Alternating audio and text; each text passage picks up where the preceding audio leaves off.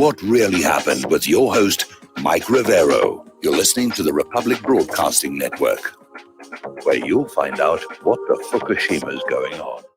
Welcome to our show. It is Tuesday, November 10th, 2020, getting on toward the end of the month, getting on to Thanksgiving for those places who are allowed to actually have one here. And it's a very murky day here in Indiana. The rain is coming down, thunderstorms coming on in.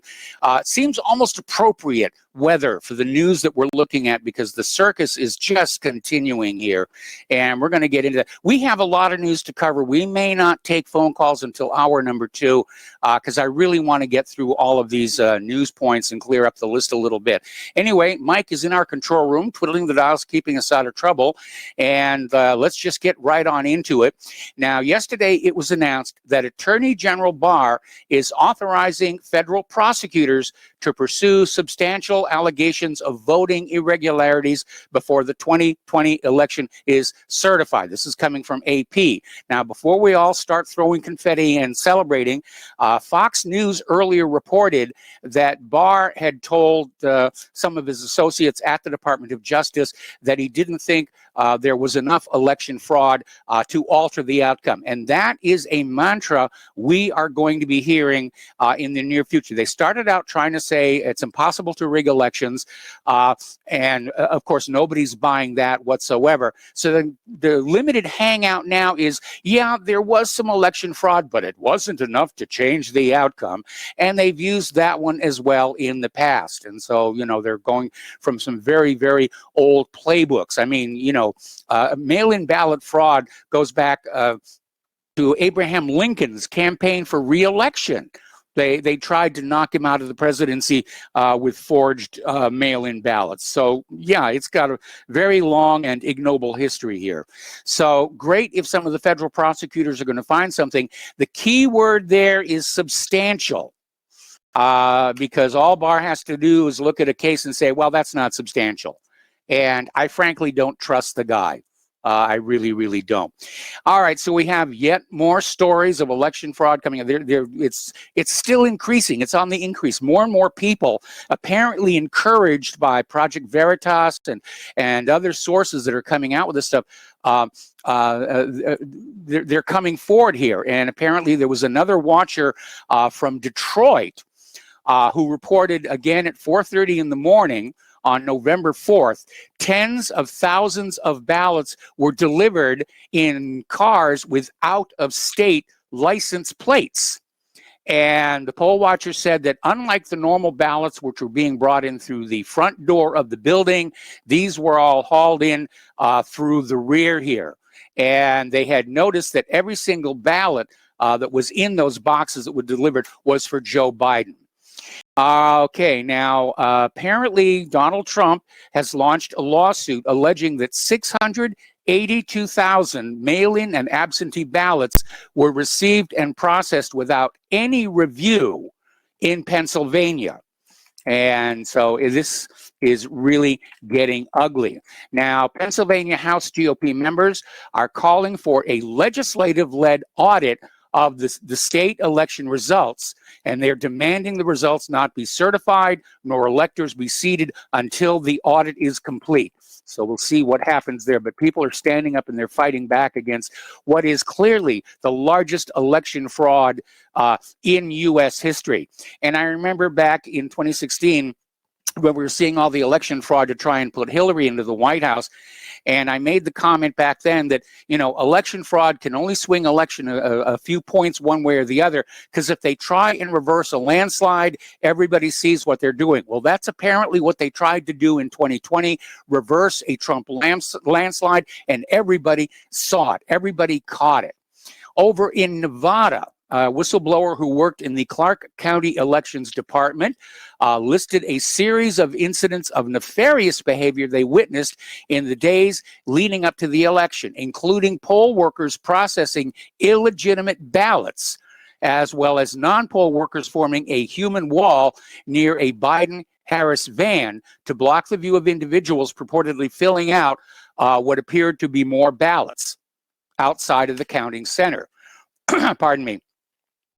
Another sworn affidavit, whistleblower from Clark County Elections, is claiming Nevada poll workers fabricated proof of residence data for illegal immigrant voters. Now, so far, Nevada's Attorney General, Aaron D. Ford, has taken no action to investigate these claims.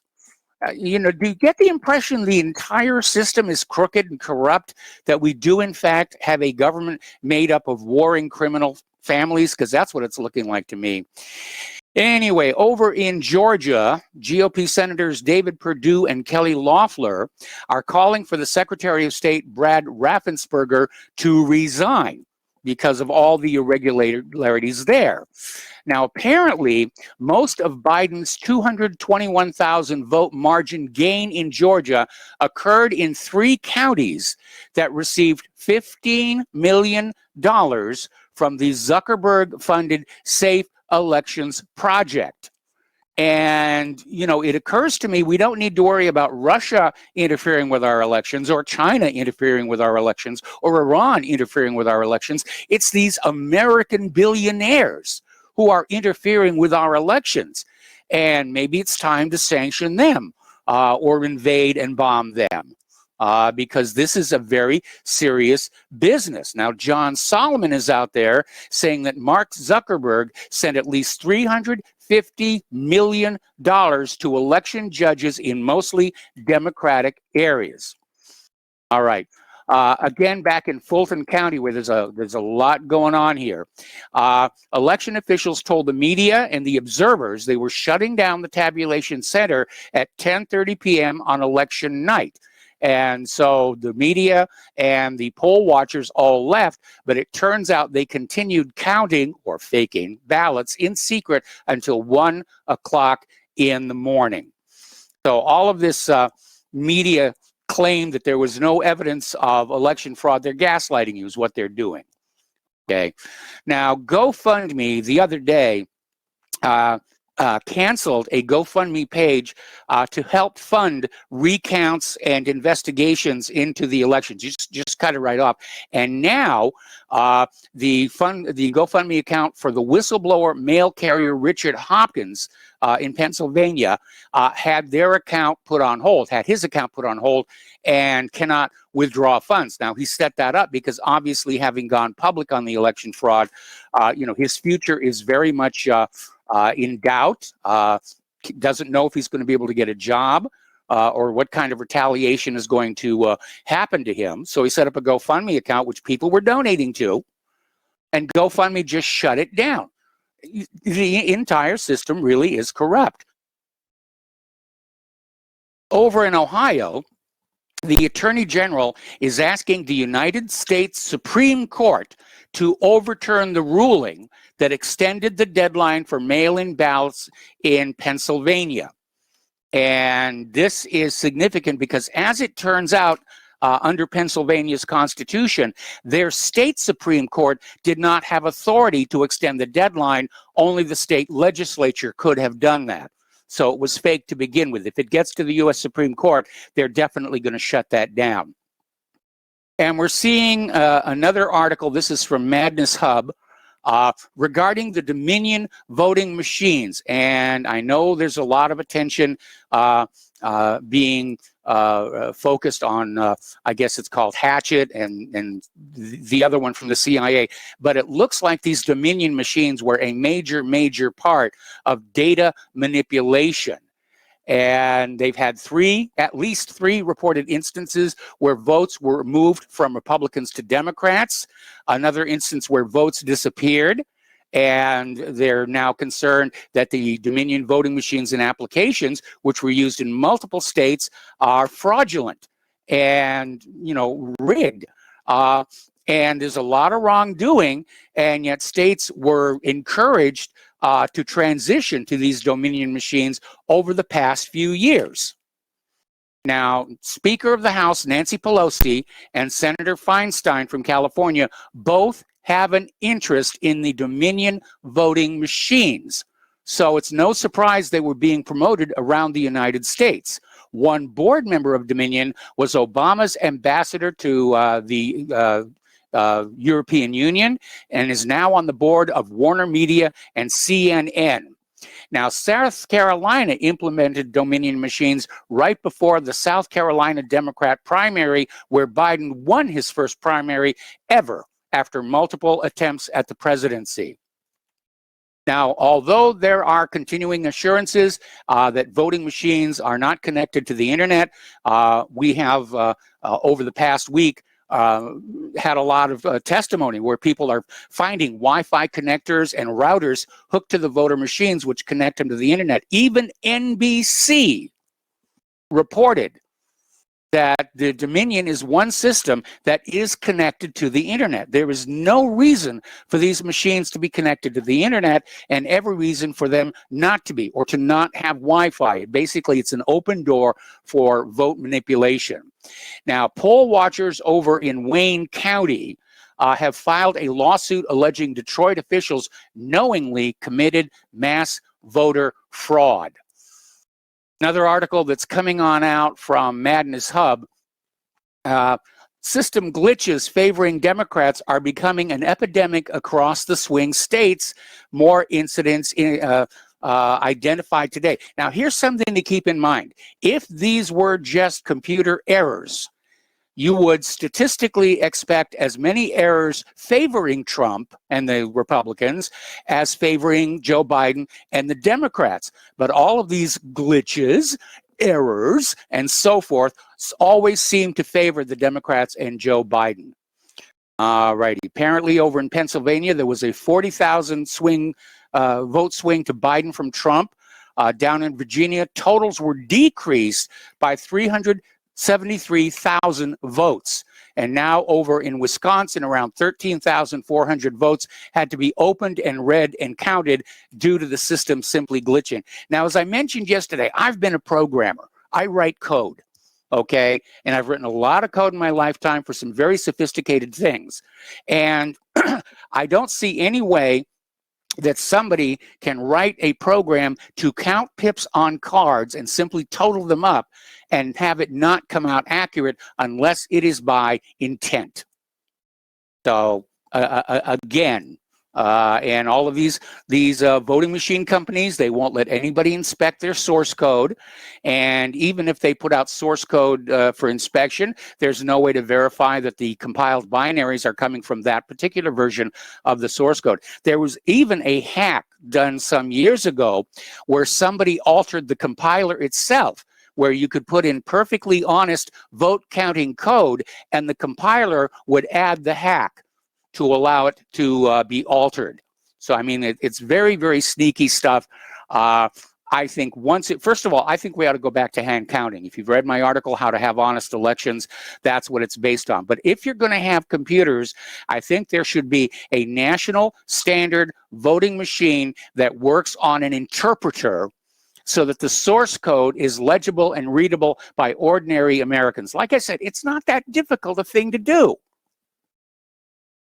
Over in Michigan, Senator Patrick Colbeck gives a sworn testimony saying they've got visual confirmation, routers, and Wi-Fi connectors used throughout TCF Center during the ballot counting.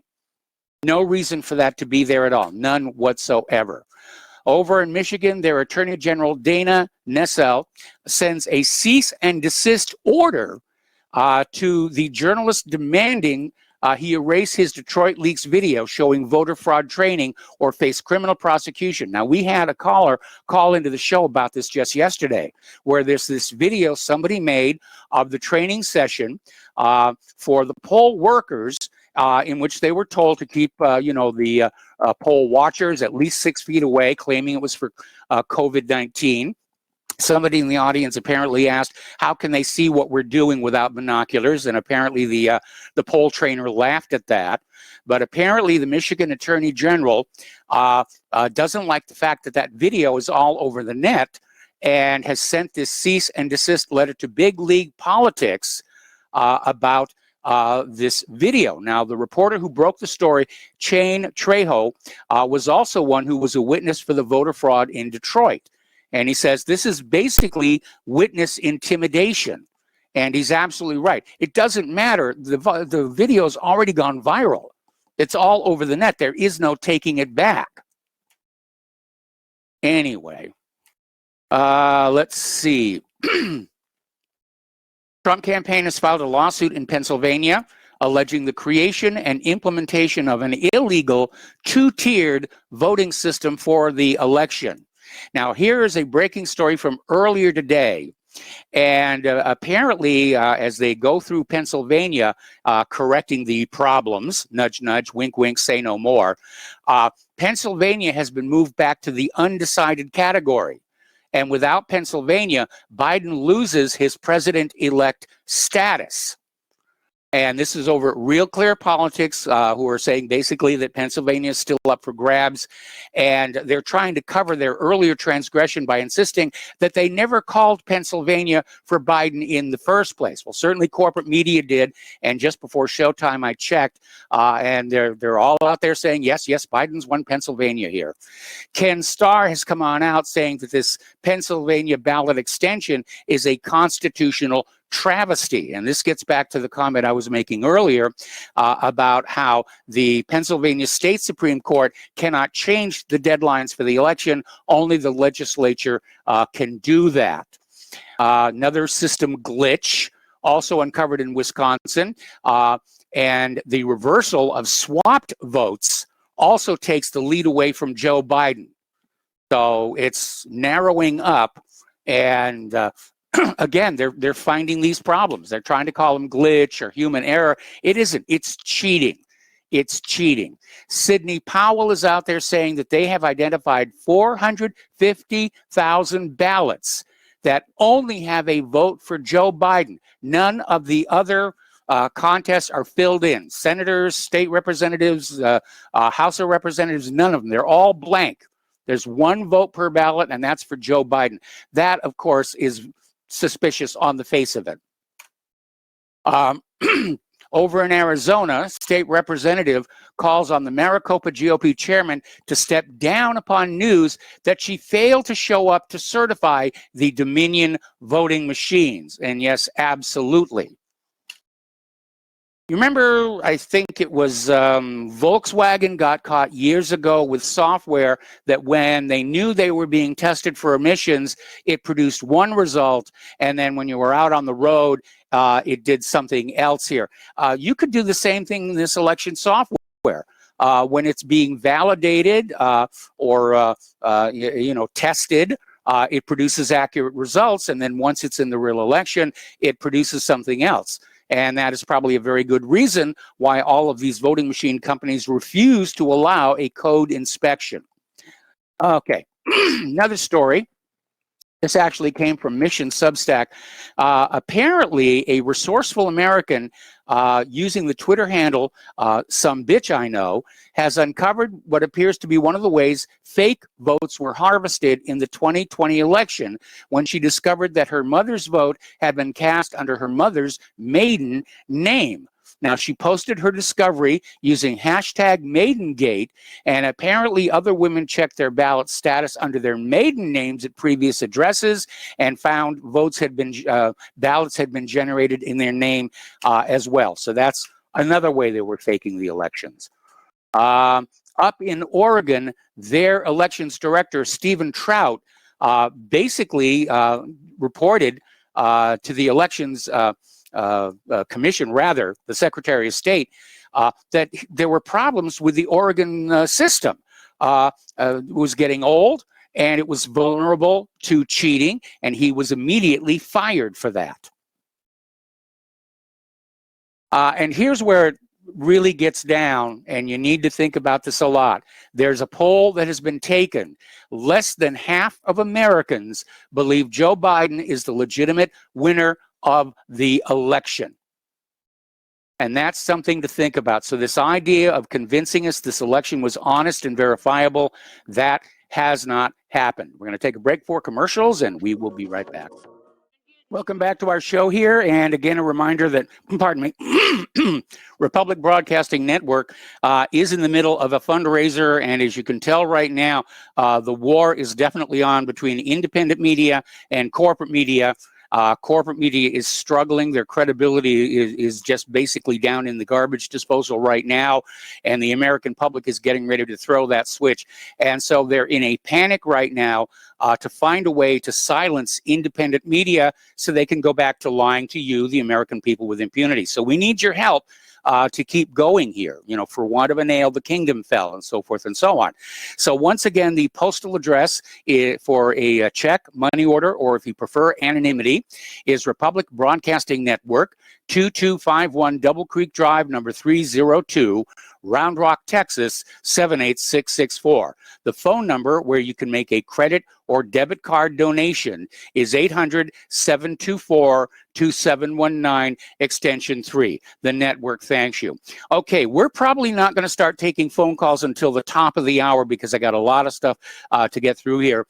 And Fox News is once again reporting on the memo from Attorney General Barr talking about investigating voting irregularities. And from the way it's written, it's very obvious that Barr doesn't really want to do this, but feels he has to because of the hue and cry from the American people. And again asserts that the Department of Justice does not believe that the voting irregularities have impeded any election, which, depending upon your definition of impeded, may or may not be a little bit of a fib on his part.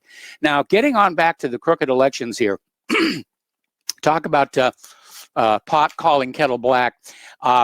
Belarus President Alexander Lukashenko, commenting on our elections, said, "The bastion of democracy, look at what's going on with this election. It's a shame, a mockery of democracy." And basically, he's asking if the OSCE will demand a revote, which is what they did in Belarus. And I mention this because my concern is that absent a really clear resolution of this situation, we could wind up like Belarus with riots in the street for months on end. I would really not want to see that. But again, the Belarusians were very angry. They knew their election was fraudulent. The American people know this election was fraudulent. Again, you know, it's kind of hard to predict where this is going to go. Now, interestingly enough, getting on back to Attorney General Barr, in response to Bill Barr's memo, apparently Richard Pilger, who oversees voter fraud investigations for the Department of Justice, has quit.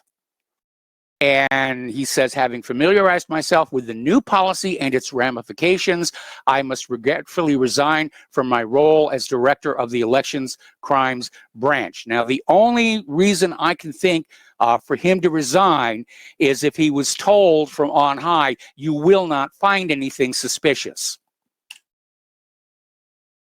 Over at Fox News, pardon me, the White House press secretary, Kayleigh McEnany, was giving a press conference and started to talk about the election results and election fraud, and Fox News cut away from her. Didn't want the American people to see what the White House press secretary had to say about current events. Tucker Carlson, you know, against his own network, blasted Neil Cavuto for cutting away from the press conference. And Tucker said, you can't just cut away from coverage you don't like. Force doesn't work in a democracy. That's a dictatorship. Telling voters to shut up is never enough. And good for Tucker Carlson. I hope he can keep his job. Depends on his contract. And not too surprisingly, Fox News ratings are in a major decline. They crashed on Saturday. People are going over to Newsmax TV right now and seeking other places where they can find out what's really going on. Because, yeah, Fox News, they definitely went over to the dark side, especially with what Neil Cavuto did here. In fact, all of the Rupert Murdoch-owned media has now turned on Trump, and they're trying to coerce him into cooperating with the coup d'etat against him. And so the message is being carried by Fox News, Wall Street Journal, New York Post, so forth and so on. Okay. Now, a lot of the evidence for election fraud that has been posted to the internet posted at whatreallyhappened.com, involves video captures from the live coverage of the election, which captured votes disappearing, votes being moved. And apparently the corporate media outlets have now pulled all of those live voting update feeds because too many Americans were watching the vote switching. So they're already in CYA mode here. Yesterday, we had a caller that said, go over to the FCC and file complaints against these TV stations and networks. And I said that wasn't going to work depending upon who was in charge of the FCC. But apparently, Republicans have started filing FCC complaints over networks proclaiming Biden president-elect. We'll be back after these commercials. All right, welcome back to our show here. And again, a reminder, we're not going to be taking phone calls until the top of the hour because I got a lot of stuff to get through here.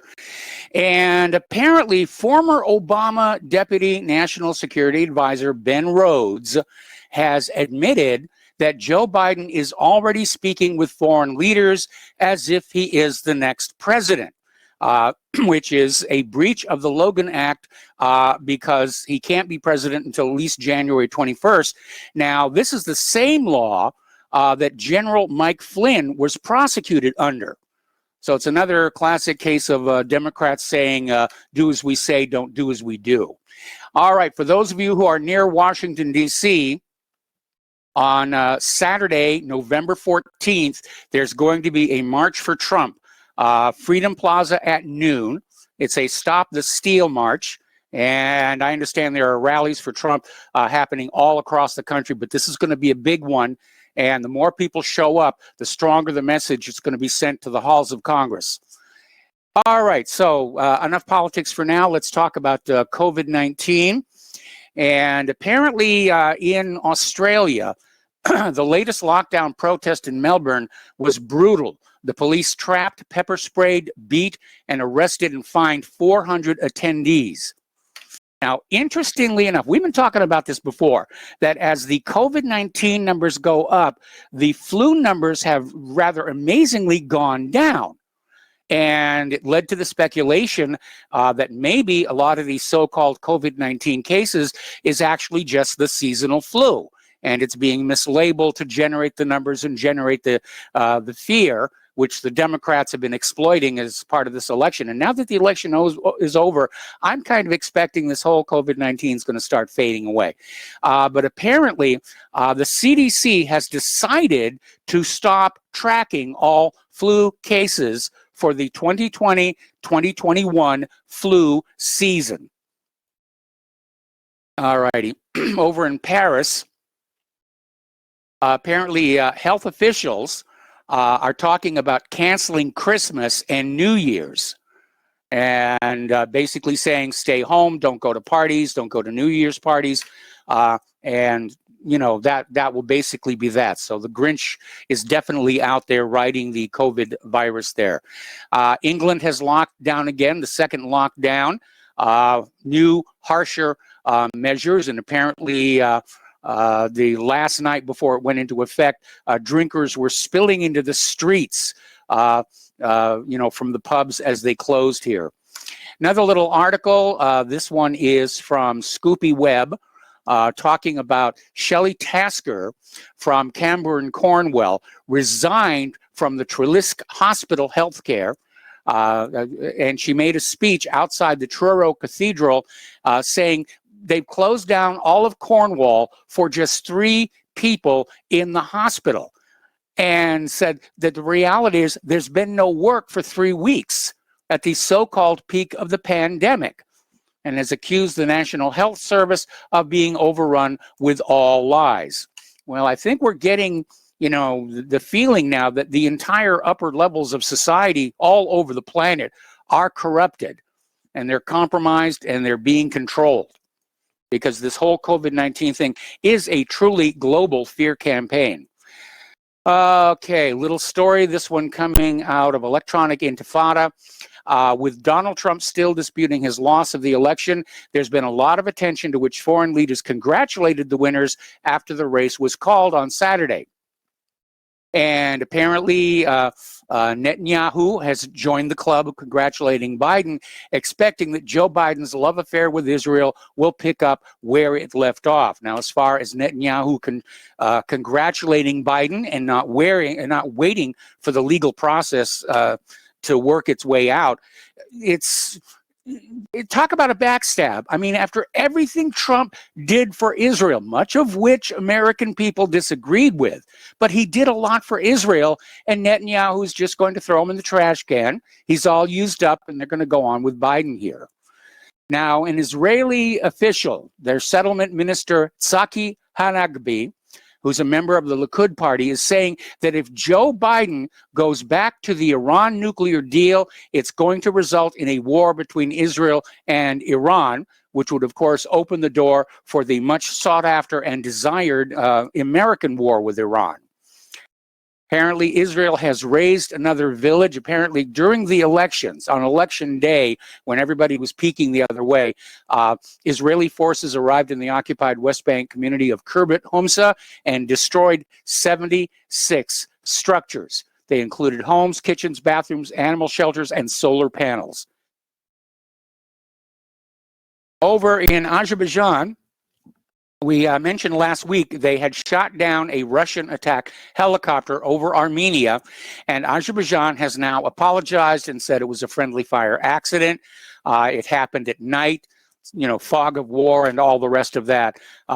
Still no comment on that from Russia, other than that Russia has announced that Azerbaijan and Armenia have struck a deal to end the conflict over Nagorno-Karabakh, and that Russian peacekeepers are being deployed along the line of contact. And the deal comes after multiple violations of previous ceasefire deals. So once again, Putin is proving he's a statesman rather than a politician. NATO has declared that a Biden White House will confront the assertive Russia. So, oh goody, another war, this one with Russia. And again, they're going from the media declaration that he is the president, forgetting that the media does not have the authority to choose the president, even though that is exactly what they are trying to do. The United States has removed the East Turkestan Islamic movement from its list of terrorist organizations. They did that actually last October 20th. They only made the move public last Thursday. And apparently ETIM is an Uyghur Muslim group that was designated a terrorist organization due to suspected links to Al-Qaeda in 2002. So everybody's getting put on the list and taken off the list and so forth and so on. U.S. troops have set foot in Taiwan, at least officially, for the first time since 1979 recognition of the One China policy. And Taiwan's Naval Command confirmed media reports that a contingent of U.S. Marines have arrived at the invitation of Taiwan's military and will begin training Taiwanese troops for 4 weeks starting that day. And this is the first public acknowledgement of U.S. soldiers training in Taiwan for over 40 years. But remember how we got stuck in Vietnam? They were advisors and trainers. They weren't actually in combat. Anyway, let's see. We already talked about that. Now, here is an interesting story. There have been some photos circulating taken with telephoto lenses near Edwards Air Force Base, and one of them showed what looked like the B-2 planiform, the wing structure aircraft, but painted white, suggesting it's the replacement for the SR-71. But according to this story coming out of Fox News, the Air Force's new 6th generation aircraft has taken to the skies. Apparently it went out and did a testing flight in combination with an F-35. And they're saying, what does this mean for the problem-plagued F-35 and F-22? It means that they spent a lot more of your money on the next boondoggle. And they still have not identified who's actually producing the 6th generation stealth fighter. They're saying it's for security reasons, but more than likely it's going to be either Lockheed Martin, Northrop Grumman, or Boeing that has put this together. Not many other companies capable of doing that. Now, this happened yesterday, and I'm just getting to it today, but Trump has fired Secretary of Defense Mark Esper, and he announced on Twitter Monday that he fired SecDef Mark Esper. Christopher Miller, who serves as director of the National Counterterrorism Center, is being the acting Secretary of Defense effective immediately. Now, Esper had this increasingly tense relationship with Trump, which led him to prepare a letter of resignation weeks ago to fashion a graceful exit in the event the president decided to fire him, but the president fired him anyway. Meanwhile, a Pentagon top policy official has resigned after a clash with the White House following the Esper firing. And this is the top policy official, James Anderson, resigned, according to Politico. And basically, so he's out now. We're probably going to see a lot of people getting fired or resigning in the next several weeks here. Getting into the economic news here, and I'm not sure if this is really good or bad, but American Airlines has decided to quietly start bringing back the 737 MAX. And of course, flying in an airliner involves an absolute trust in the technology and the people who pilot it. And, you know, we had all these problems with the Boeing 737. It's now been identified there was a serious design flaw regarding the placement of the new larger engines more forward on the wing nacelles, which made it unstable, coupled with a software glitch that prevented the pilots from being able to recover from the stall that they experienced. So Boeing may bring it back. I don't know that they're going to sell a great many of them. Over at ESPN, they are cutting 500 jobs. The network is blaming COVID-19, which strikes me as very odd because people staying home from, you know, sports fans staying home because of COVID-19 are more likely to tune into ESPN, but they're having to cut 500 jobs. Now, what ESPN is not mentioning is the loss of audience due to all the woke messaging that is being flashed at viewers. They don't want to see that stuff. They watch sporting events for distraction and escapism, and they don't tune into these games to be lectured at. Russia is complaining that SpaceX is price dumping by cutting launch prices 30%. Well, actually, Russia is going to cut their launch prices 30%. So there's a price war now going on. And Russian Deputy Prime Minister Dmitry Rogozin, head of the country's space program, has been complaining about SpaceX and its ultra-low prices for years, and he wants to do something about it. Well, if you can make it work, you know, I'm a great believer in competition. Competition improves quality and lowers prices. Getting into science and energy news here. This is from Dilling Poll. Renewable energy is cripplingly expensive, hopelessly unreliable, massacres wildlife, destroys landscapes, destabilizes the grid, harms indigenous peoples, and causes climate change. But outside of that, it's a really, really good idea. And this apparently is a review published in the scientific journal Energies by a team of Irish and US-based researchers. And the part about renewable energy being great is obviously a joke, but the rest is true. They're looking at all the problems. One of the examples I like to use, of course, is ethanol gasoline, which they promised was going to be carbon neutral because you're converting plant matter into ethanol, and it burns into the sky, and new plants eat it all back up. Well, plants eat the carbon coming out of regular gasoline as well. And as it turns out, ethanol gasoline destroyed the fuel systems on older cars. Newer cars are built to handle that, but a lot of damage was done. People had to have some very expensive repairs to their car. Ethanol fuels contain a lot less chemical energy than gasoline, so you have to buy and burn more of it to accomplish the same amount of work. And when you factor in the carbon footprint from the actual processing of the plant matter into ethanol, it's no longer carbon neutral. That's just one example. Now, I'm a great believer in solar panels and batteries, but we're still waiting for that breakthrough that would lead us to 90% efficient solar cells. We keep hearing rumors and little teases that somebody has accomplished it, and then it just seems to magically go away. Okay, over in Copenhagen, a University of Copenhagen chemist has invented a cutting-edge technology that uses carbon dioxide to convert seawater into drinking water within minutes. This is a new desalination technology, and it replaces electricity with carbon dioxide. They're going to be able to use it in survival gear and large-scale industrial plants in areas where people lack clean drinking water. Now, this is Ji-Woong Lee of the University of Copenhagen's Department of Chemistry has invented this new technology, and that sounds like a major breakthrough for two reasons. It's not using electricity, and two, it's sucking carbon dioxide out of the atmosphere, which is going to make Al Gore very, very, very happy.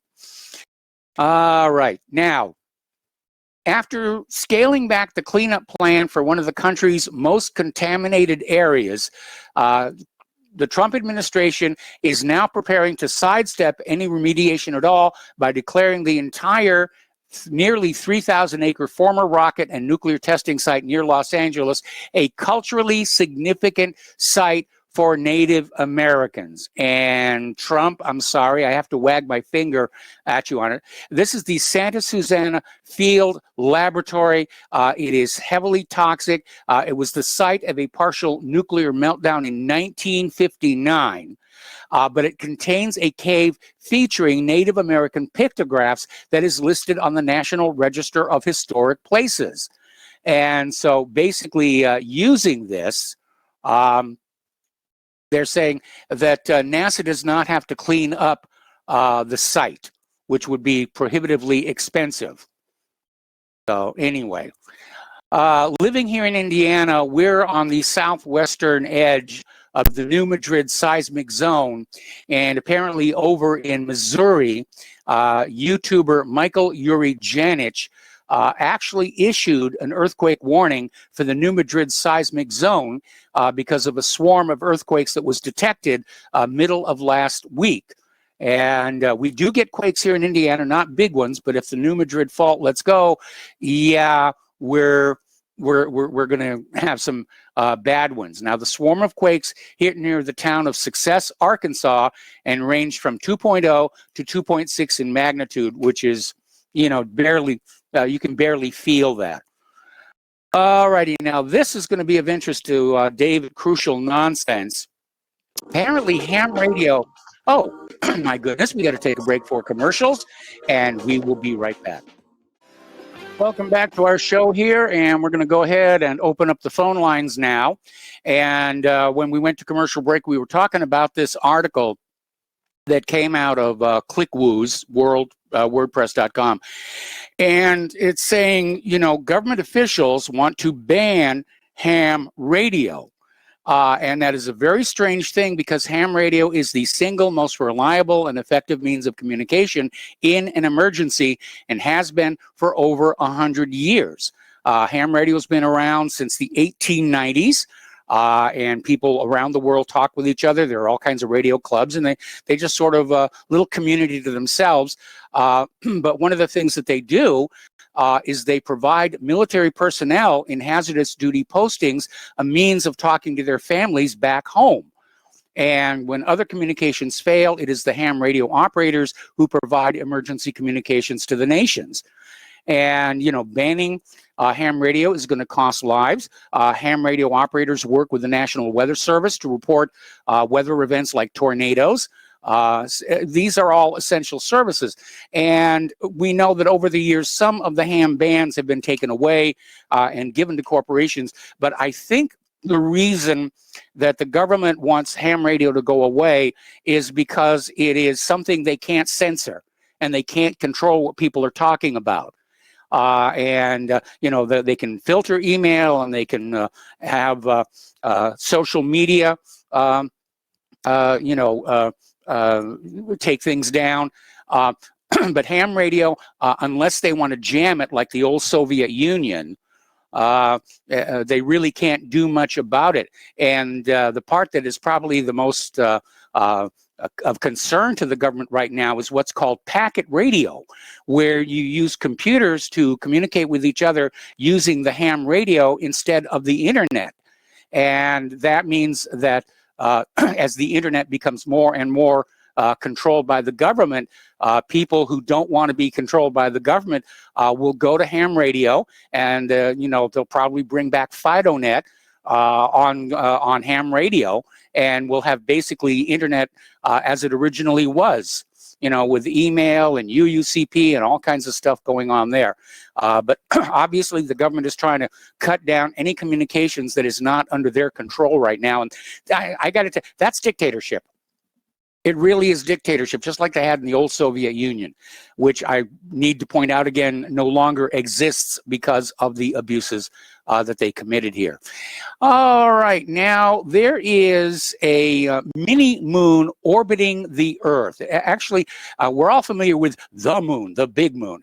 And a lot of people don't know that our Earth will occasionally capture other pieces of planetary debris and asteroids that will orbit the Earth for a short time and then escape back out into space. But the one called 2020 SO is suspected of being space junk.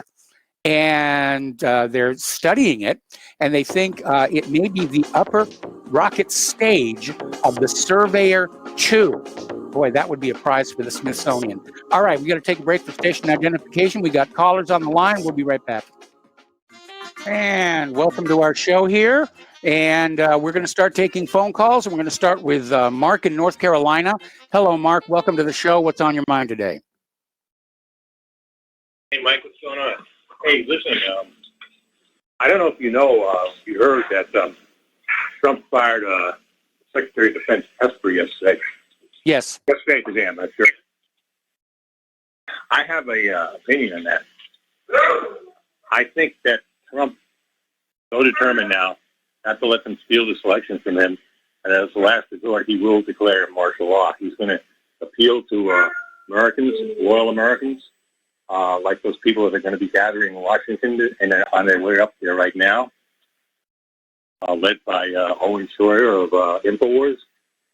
And he knows he has 70-something million people, legitimate voters, not fake voters, voting for him.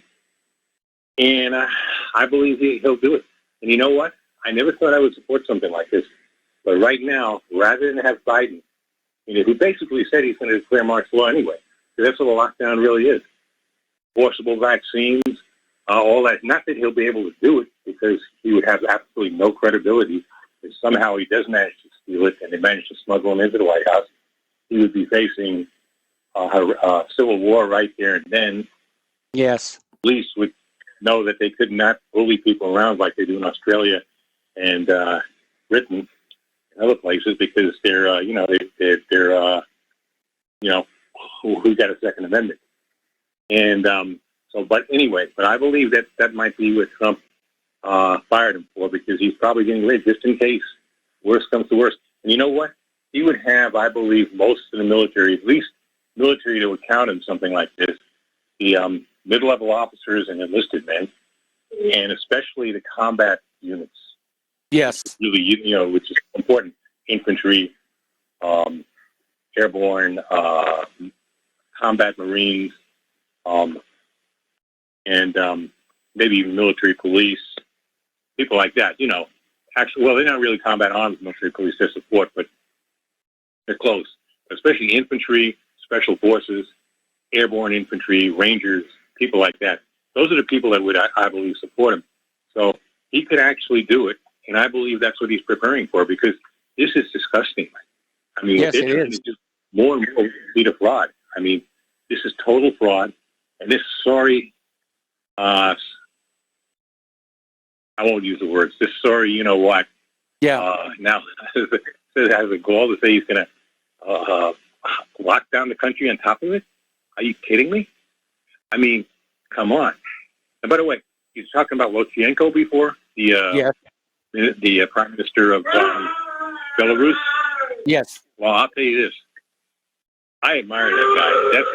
That's one of my main men when it comes to world leaders.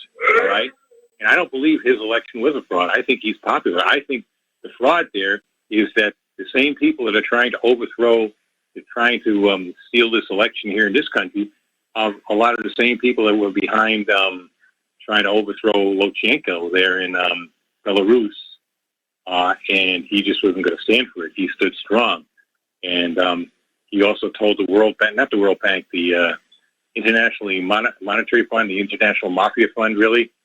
He told them where to go when they tried to bribe him to go along with all these lockdowns and stuff.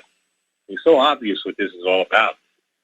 Now, he's one of the great leaders in the world today. You know what I mean? Why they don't just... Well, for all intents and purposes, they're now pretty much back in the Russian... because the Russian Republic for all intents and purposes now. And I'm telling you, this guy is a good guy, a really great man. And I don't believe... and again, it also shows you, like I've said before, this is not socialism and communism that's trying to take over this country, because he is a socialist. Lukashenko is very close to the old Soviet type, except, they do have a certain amount of democracy there. This is much worse than communism, socialism, or even fascism. This is a global, what do you call it again? Technocratic, unhuman type of system. Huh? Oligarchy. Transhuman oligarchy. Exactly. That basically wants to pretty much enslave us and slowly but surely kill us all. Okay. And because, like you said before, they think it would be good for the earth. These are crazy people, Mike. These are the type of people you read Rainbow Six, right? I wish they would have made a movie out of it.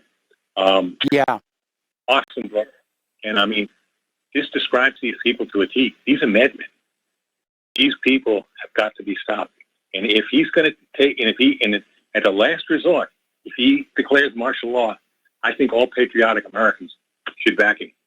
Because martial law, to be temporary, probably wouldn't be a full martial law. It would just be where the troubled areas would be, and to take custody of these polling booths and hopefully lock up these scumbags who actually created this theft. And they need to be locked up anyway.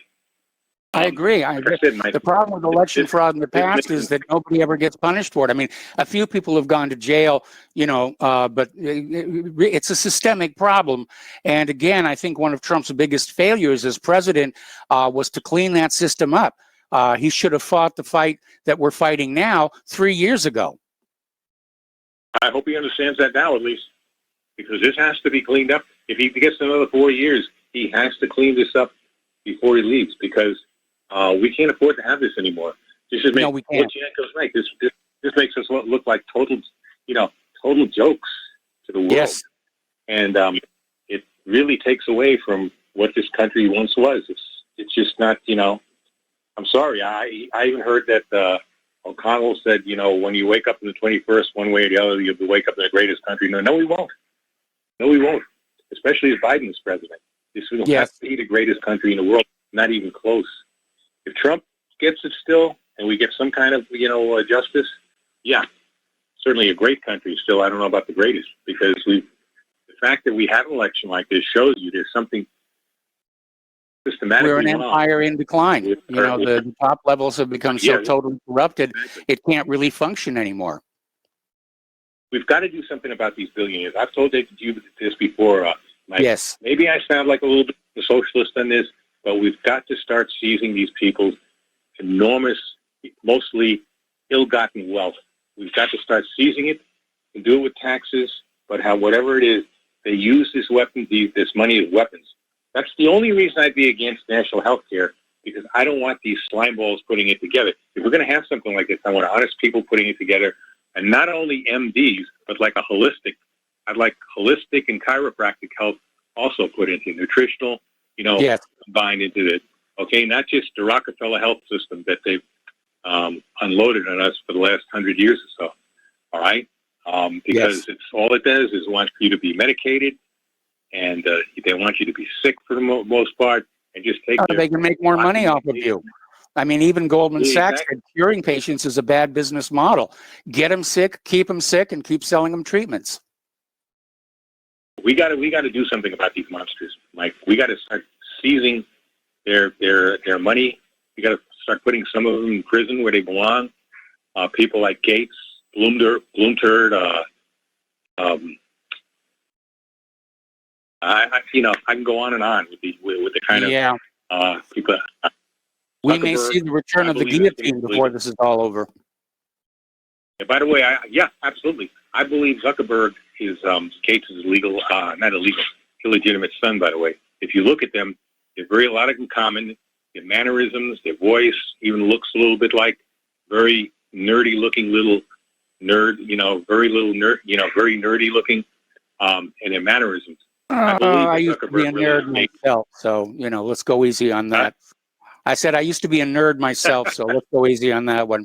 Had the pocket protector with all the pens in it and everything. All right, well, Mark, I'm going to let you. Sorry? Okay, you take it easy. Okay. All right, thanks an awful lot. And we're going to switch over to Joe in California. Hello, Joe. Welcome to the show. What's on your mind today? I agree totally with Mark with what he said about martial law. I would support that. It's not only the billionaires that have to be dealt with; it's the school curricula that has to be dealt with, from kindergarten on up. And as far as Lukashenko, I completely agree with Mark. I would rather have a patriotic dictator in my country than some Democrat who's a tool of the globalists. So completely agree with that. Mike, on my Facebook account was recently canceled, and I had never before gotten any warnings. I had recently posted something about Putin's lack of support to the Armenian side in Karabakh. Apparently, he did it because he wanted to teach the Armenian Prime Minister Pashinyan a lesson. And I happen not to like Pashinyan. He's been known to have ties with Soros. He came to power in that color revolution in 2018. Yes. So Putin is very much against. He's very hostile towards any of these color revolutions, especially those in Russia's neighborhood. So I can't really disagree with Putin, but as an Armenian, I was upset for Russia's lack of support. But I had seen something on YouTube, Israel News Live, which is a pretty good channel, which was also critical of Putin for this stance, and they attributed it to his Chabad handlers, his Chabad Lubavitcher handlers, and I repeated this in my post, and with no warning, when I wanted to sign on again, it said your profile, your Facebook account has been deleted. So perhaps these Lubavitchers are the real shareholders of Facebook. Who knows? But I just want to say one last thing, Mike, about this war in Nagorno-Karabakh, and it really upsetted me greatly. Armenians around the world. In fact, there was a big march in Buenos Aires to the Israeli embassy. How Israel could sell cluster munitions and these kamikaze drones to Baku, and they're doing this because Baku is selling them oil, and they're also providing Israel with basing rights so they can spy on Iran, which is to the south. So, I mean, the government in Israel has no conscience. Selling weapons to a country that is engaging in ethnic cleansing of a people whose ancestors were victims of a genocide. So they have that common history. You would expect that this historical fact would cause Israel to ban all offensive weapon systems to Baku, but this would be asking too much of the Zionists. So I think there's also some resentment in Tel Aviv because Yerevan has friendly relations with Iran. But Armenia, if people have studied the country, it's in a geographical vice. The borders to the east and west are closed with Azerbaijan and Turkey. They're not relations with Georgia, although it's a Christian country, are not very friendly. So you can't blame Armenia for welcoming Tehran's embrace. But You know, and also, unlike Israel, Armenia doesn't have this modern, sophisticated military where it's provided with billions of dollars by a world power annually. So when Iran offers a friendship, you know, Armenia's in no position to check with Israel first. It has to, you know, accept the friends that it can get. But that's, you know, the whole Armenian community is disgusted with the position that Israel's taken. And we have many friends in Israel, many good people in Israel. They were demonstrating against this. In fact, a lot of Jewish Armenians who immigrated to Israel, they were out in the street protesting against their government's selling of weapons to Azerbaijan. Our beef is with the government of Israel. You know, from Netanyahu, the Ministry of Defense, their weapons industry. It just seems like, you know, the almighty dollar is all that matters, and these weapons that they were selling to these areas were being used on civilian, residential civilian areas, churches, cultural buildings, civilian infrastructure. So just wanted to get that out. So thank you, Mike. All right. Well, thanks an awful lot. We're going to switch over to Tom in Florida. Hello, Tom. Welcome to the show. What's on your mind today? Yeah, Michael, aloha. Good day to you. That show yesterday, I didn't get the call in, but it was pretty cool. That was a fireworks show there. Yeah, listen, Mike, what I want to say is, and before I get to Dave in Boston, I want to talk about what's happened here in Florida. The Miami Herald just reported yesterday, I didn't get a chance to call, but yesterday there was an article in there that Michael Bloom Doomberg spent $100 million in Florida to get 13,000 votes. Okay? He was paying for all these felons to get out of jail and all these other criminal activities, and it cost him $100 million to get 13,000 more votes for bumbling buffoonery Biden. You got Tom Steyer spent $55 million, and he spent $55 million in Georgia. What Stacey Abrams packed. Stacey Abrams has a pact in Georgia to register all these blacks to vote Democrat, and the Democrats never did crap for the blacks. The blacks, however, the males, I believe, voted 18%. The women, I believe, Mike, I heard 6% or 7%. Can't remember that. But getting back to, now you have Mitch McConnell in Kentucky, where you had George Soros, spent $80 million with his pact to all these are Zionist Zog agents that are trying to take our government down, Mike. Okay? Now, we're not even talking about all these other rich Zogs, and you got a lot of supposedly Christian, whatever, so-called rats. I told you, the men of tyranny. The men of tyranny are trying to destroy the men of liberty. And that's what's happening right to this country right now. It is the sons of liberty battling the sons of tyranny.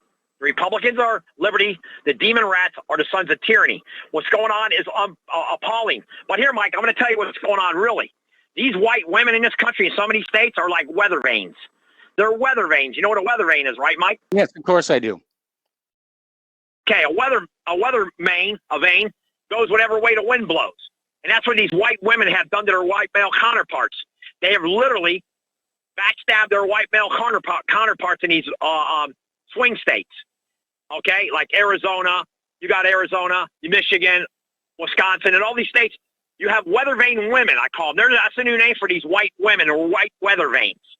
They're weather vanes, and they're destructive, and they're destroying our country with their liberal nonsense. If this is only up to men to vote, Donald Trump would have won in a massive landslide.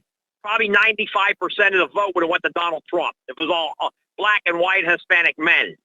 But now that it's women involved, they are not using logic, they're using emotion. And that's the problem we're facing in this country in the future.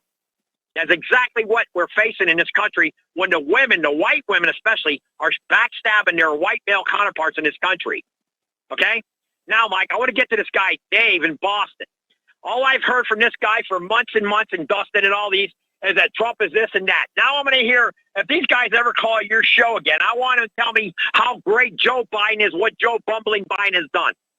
What is he going to do for this country that Trump hasn't done with the vaccine and every other thing, Dave? Okay, you're in luck because David in Boston is the next caller.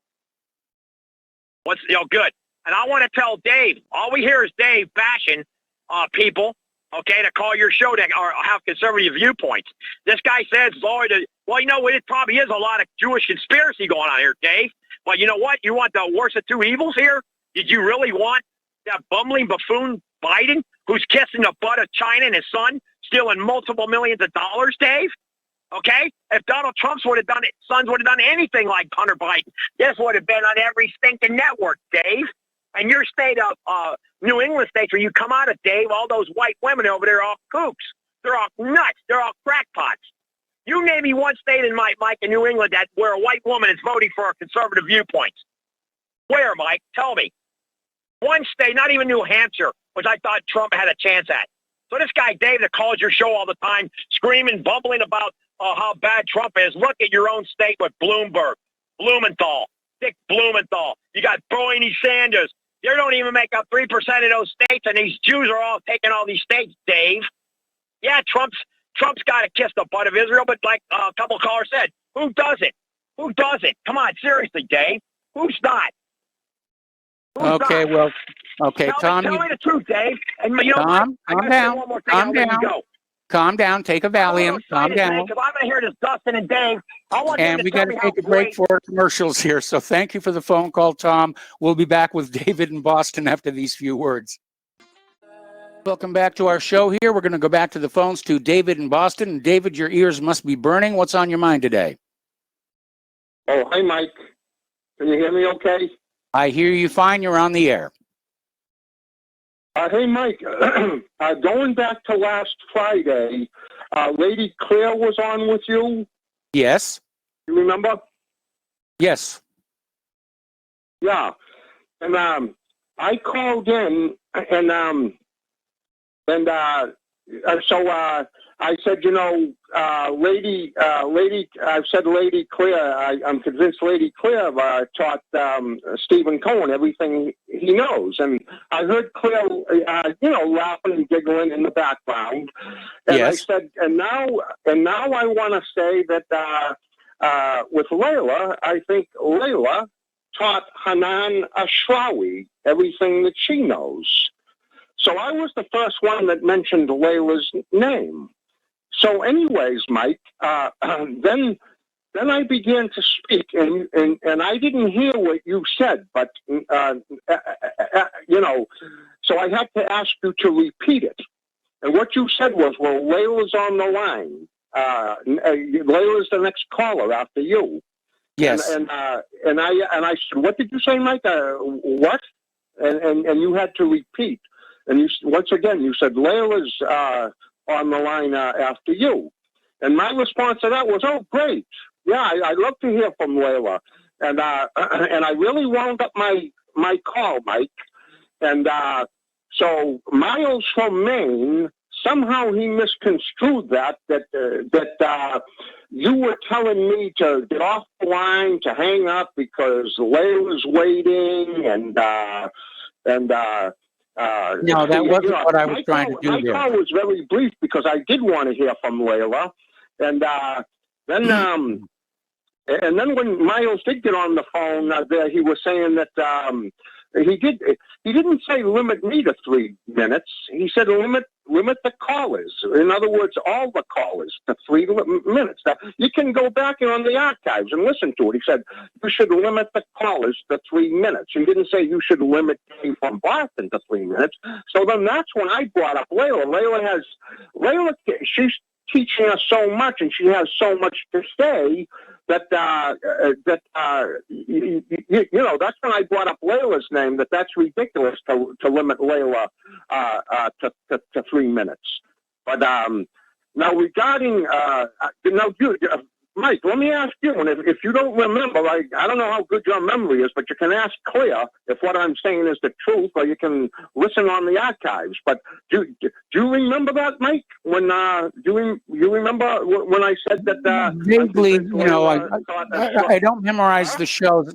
I'd have to go back to the playback on there, and because I don't remember, you know, what I said from one day to the next, unless you know somebody's we go back to the recording here. And by the way, the reason that sometimes we talk over each other is there is a little bit of a delay when I'm talking and it gets to RBN and it goes out on the phone system or the internet.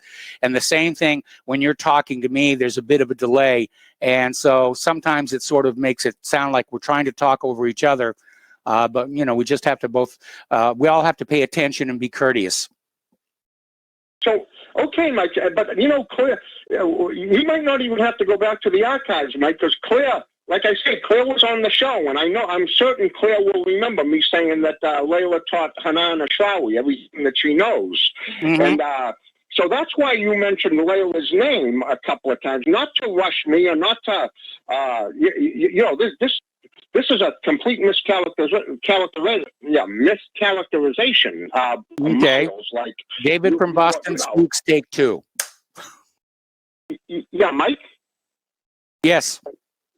Can I? Yeah, no, as far as Tom goes, from Florida, he wants to be sexist. I won't say a sexist chauvinist pig. I'll just say he wants to be sexist. He wants to denigrate all the white women up here in New England. Yeah. He wants to paint them all with a broad brush. That all the New England women, like the woman from the Vermont country store that I talked about a couple of weeks ago, they're no good. Those white women up in Vermont are no good. I'll tell you something, Mike. You know what? For him to denigrate women up here in New England, you know what he reminded me of? He reminded me of a little schoolgirl that saw a snake. He was as hysterical as a little schoolgirl that has just seen a snake. So before you start denigrating our great white woman up here in New England, Tom from Florida, why don't you get a hold of yourself and stop being hysterical like a little schoolgirl that just saw a snake? Okay, sounds like a good suggestion. We all need to tone down the hysteria because that's just going to put us faster onto a path of chaos in the streets, which I do not approve of. Anyway, David, we got to take another commercial break, so thank you very much for your phone call. And we're going to be back with more phone calls after these few words. Welcome back to our show here, and we're going to go back to the phones here, and some of the lines are open. If you tried earlier and you could not get through, now's a good time to try again. And, oh, wait a minute, I just was told that the lines happen to be full. Okay, let's go to Kelly in Austin. Hello, Kelly, welcome to the show. What's on your mind? Hi there, Mike. I hadn't talked to you in a while. I heard your comments about ham radio today. Yes. Okay, and let me tell you what I think is going on. I earned my general license this year, and so I operate on both the UHF, VHF spectrum, and all the HF spectrum, and all the HF bands as well. The FCC has been looking for a way to make money on the bands. Yes. And there's been some discussion of trying to sell off portions of those bands to high-tech companies, Amazon, in other words. And in other words, to sell off part of those bands that have been allocated for decades to ham radio users. Recently they floated a proposal to start charging for a ham license. Well, it's like $5 a year. I mean, that wouldn't kill me to pay that, but it looks like they're scrambling around trying to find money anywhere they can, and they wouldn't hesitate to try to take away some of that bandwidth. Some of those bands or some bandwidth away from ham users. Well, they did it a few years ago with, I think it was the 10-meter band. Well, I don't know because the 10-meter band is a difficult band to operate on right now because of the atmospheric conditions, solar conditions. I'm not sure what they took away, but there's a lot of bandwidth in the 10-meter bands. Whatever they took away didn't seem to hurt that very much. Okay, I may be wrong on which band was taken away. Yeah, but where it might really hurt is if they take out a big chunk of the UHF and VHF bands, because a lot of people, most every ham operator has, you have an HT and you'll operate on those bands a lot, and that would really hurt, especially if they decide, well, we're going to come in here and decide that you have to shut down a lot of these repeaters. which would limit you to operating simplex, radio to radio. Yes. I'm not sure I see anything sinister in it right now, but I can tell you that there is concern that if you get a draconian government, that they could try to do what they might try to limit access to the bands. But that's going to, it's going to be very difficult to do that in the HF spectrum, because I can go out and I can operate CW, send Morse code or whatever, and that's hard to track. And I can go out and put up an antenna somewhere and then talk to people around the world. And there probably are people in the government who don't want that happening, especially if they want to regulate what you hear. But right now, I don't think there's anything really sinister behind that. I think perhaps whoever wrote that article may have misinterpreted what we've been reading and hearing from other hands. But, well, that was the motive was my commentary here, and I just did a quick web search for FCC takes away ham band, and apparently next year they're going to be taking away the 9-centimeter microwave band from amateurs, and give it to or sell it to somebody else here. And you said the 9-centimeter band? That's way out on the end there, though. Yeah.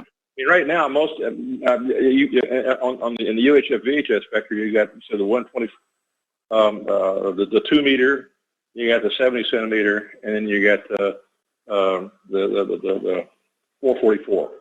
Okay. Most people are really operating primarily in the 2 meter band. Now, a big development in ham radio lately has been the advent of DMR, digital mobile radio, which allows you to get onto to talk long distances all the time, using a hotspot / your own personal repeater by tying into the internet. So you have an HT, and then you tie into your hotspot. You can talk to people all over the world. The problem with that is that it's internet dependent, and if government decides it wants to shut down the internet, then you're screwed. Now all those HTs have got analog capability too. So if they knock that out, well, you can go to analog. But if government decides it wants to shut down the repeaters, then you're going to be limited to line of sight. Yeah, pretty much. Communications. So a sinister government could do that. But I think it would backfire on them badly if they tried anything like that right now, really. Anyway, that caught my attention, and thanks for bringing it up. All right, well, thanks an awful lot for the phone call, and we're going to switch over to David in West Virginia. Hello, David. Welcome to the show. What's on your mind? Actually, I'm right in sync with your last caller. You mentioned earlier in the show about the ham radio. And it reminded me of a story that's been in the news here recently. The U.S. government had, I forget the word they used, confiscated, shut down 27 or something Iranian sites because they were terrorists or whatever. But the point is, if they can shut down Iranian sites, they can shut down American sites. Yes. And I think the organization that does that is Internic. Is that correct? Okay. Well, obviously, the United States runs Internic because the United States can decide what sites are going to be up, and Iran can't. And not only do we need to keep things like ham radio in mind, but also, I'm old enough to remember before the Internet, computer bulletin boards. Yes. And that's another technology that we need to keep our mind on in case they start trying to shut down this site and that site. And there was a site here a while back, a white nationalist site of some kind. Maybe it was Stormfront. Got shut down for a short period of time and then came back up. But the point is, it's one thing for a place like Facebook to censor people. You can argue, well, that's their company, they can censor who they want. But when it's the government actually shutting down entire websites, that's a whole nother level of magnitude there. And it is just something that, of course, they're going to present it as this is to make money. Oh, we need money. Well, the amount of money they're going to get off this is less than one nuclear submarine. Far less than one nuclear submarine. So the money angle, I think, is an excuse.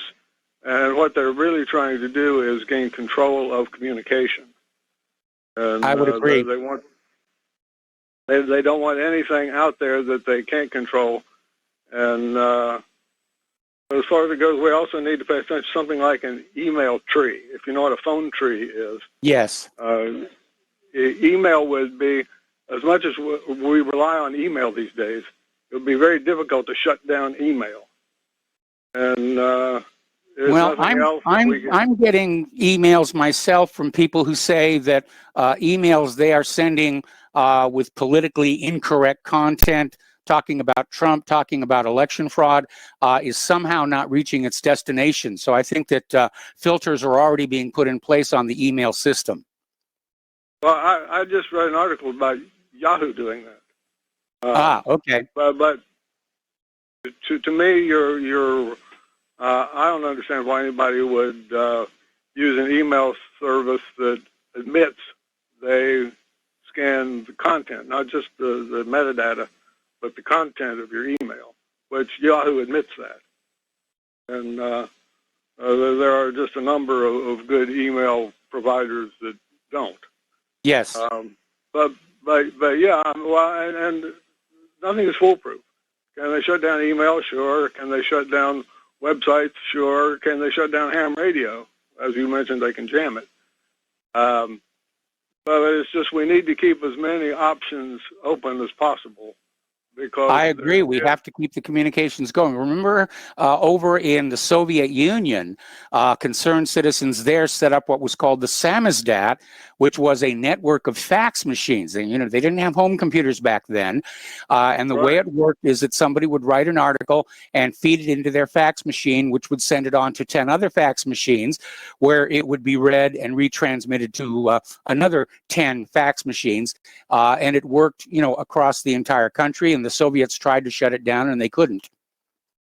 Well, that's what I mentioned when I said phone trees earlier. That's basically the same thing. I send you a message, and you have 10 people you send it to, and they each have 10 people they send it to, and get the message out that way. But anyway, I'm going to let it go there. But one thing I'd like to say, I'm new to this show, and maybe I don't understand the protocols, but it seems to me like we, the callers, would be better served if we stuck to issues and spent less time attacking other callers. I agree. I'm trying to discourage that. And we need to talk about the politics, science, health, things like that, and stop calling each other names. And, in the spirit of the First Amendment, I try not to interfere, but it's rapidly coming up on the point where I'm going to have to start exercising a little bit of my own tyranny on some of the callers. Well, it's your show, and I appreciate being here, and do what you got to do. All right. Well, thanks an awful lot for the phone call.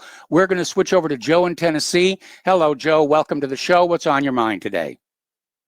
Well, I agree with that caller about all the bickering, and I do think that a 3-minute rule would work also, especially in times like this with everything that's going on.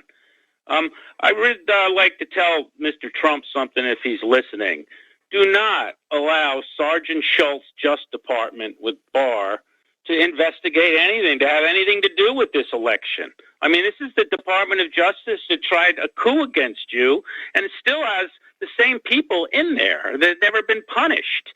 Half of them are still working there. I mean, who trusts the FBI and the DOJ? I don't want them looking into this election. Do your own investigations, use the courts, and then use the state legislatures. The FBI and the DOJ are absolutely thoroughly corrupt. I see these conservatives going, oh, Bill Barr's going to look into it.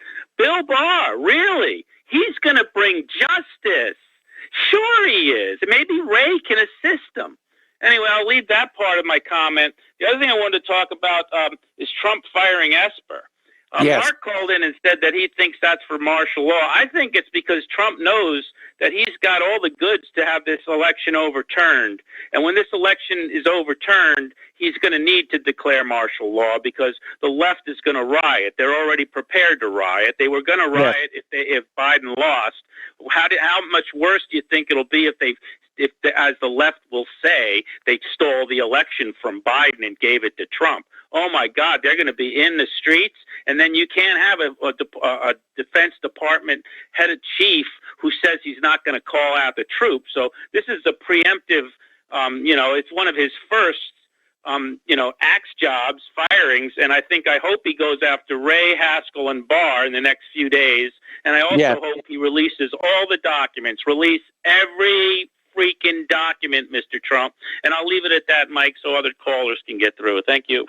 Oh, well, thank you for the call, and we're going to switch over to Layla in Canada. And Layla, welcome to the show. What's on your mind today? Hi, Mike. Joe mentioned that he was surprised that Jews were not more sympathetic to the suffering of the Armenians because of the Armenian genocide perpetrated by Turkey. What people don't know is that the actual leader, Kemal Ataturk, was actually a crypto Jew, a Donme Jew, and all of those who were known as the Young Turks were also part of the crypto Jews that pretended to be Muslim, but were actually Masons as well as crypto Jews. And they were followers of the false messiah, Sabbatai Zvi. And also, Jews were not in the past all one monolithic, similar thinking group. There was another group, the Chabad Lubavitch, that Joe referred to. They actually originated in the Russian Empire, then went to Poland, and then now they're headquartered in the U.S. And they used to be anti-Zionists, but they now, they straddle the fence. Yes. And will support Zionism on some issues and oppose it on others. But anyway, it's not so clear-cut who was responsible for the Armenian genocide, but also the same group, the Young Turks and Kemal Ataturk, the Jew, also tormented and drove out the Greek Orthodox from the Anatolian Peninsula, and they suffered tremendously. And that is the origins or the continuing hostility between today's Turkey and the Greeks. Anyway, I hope that explains it a little bit. Okay. So, right. Thank you for the phone call. And I'm going to switch over to Miles in Maine. And Miles, I may have to take you through the commercial break. What's on your mind? Wow. Aloha, Michael. That was just an awesome call by Layla. She's exactly right. I mean, her history on that. And if you ever look into Christopher John Bjorkins, he goes into that quite a bit. But God, Layla is really knocking it out of the park on that history again. Awesome job. Joe was right on. Joe was right on with that. I agree with everything he said. Get rid of No Balls Barr. I mean, what the hell do we got him in here screwing around for? He's never done anything. He hasn't investigated anything else. He's just going to go in there and pad it. So, like he had already said, he already doesn't think there were any irregularities. I mean, what percentage would he be in with of the population? 30%? I mean, how ridiculous. No, Barr is going to go through the motions of an investigation, and then he's going to announce that nothing was found. The good news is Judicial Watch is now launching their own investigations all across the country. Well, and I've been waiting for them to get involved for a while. And if you recall, Michael, I had brought up the other day about Trump offering a reward, and now it seems Project Veritas has been in agreement with that, and now they're going to be offering up a $25,000 reward. And I think now you're really going to see the fur flying now, because $25,000 even in this day and age still means a lot with Christmas coming to these people. Oh, absolutely. And, finally, I want to. With all the struggling because of COVID. Listen, we're coming up here on a commercial break. Do you have anything more for us, Miles? Yeah, I wanted to get around to Dave because this is just ridiculous. Okay, well, then stay on the line. Makes... Stay on the line, Miles. Okay. Stay on the line. We're going to put you on hold, and we'll be right back. Welcome back to our show here, and we're finishing up with Miles real quick because we got a bunch of callers, and we're at pretty much the end of the show. So, Miles, take it away.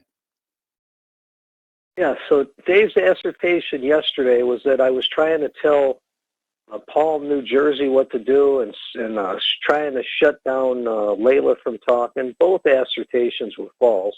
Instead of him apologizing, he comes back, with today's diatribe, and I feel like I'm talking to Joe Biden. Okay. He comes on with this stuff today, and then he makes another claim, and it's just ridiculous. I mean, Dave, really, what's going on with you? I mean, are you missing your medication or what's happening? And I mean that in all seriousness. Listen to what you say. You said after the call yesterday after the call Friday with Layla that you just hung up the phone. No, you kept going on, and that's why I said we need a 3-minute rule specifically because of you, Dave. And well, I'm getting a lot of email from people saying that putting a hard limit on calls would be a good idea, and I want to think about that long and hard. Anyway, Miles, I need to let you go. I'd like to take a little credit. I'd like to take a little credit for that, Michael. I brought that up. Okay, well, you can take all the credit that you want. Okay, we're going to let you go here. Okay, let me.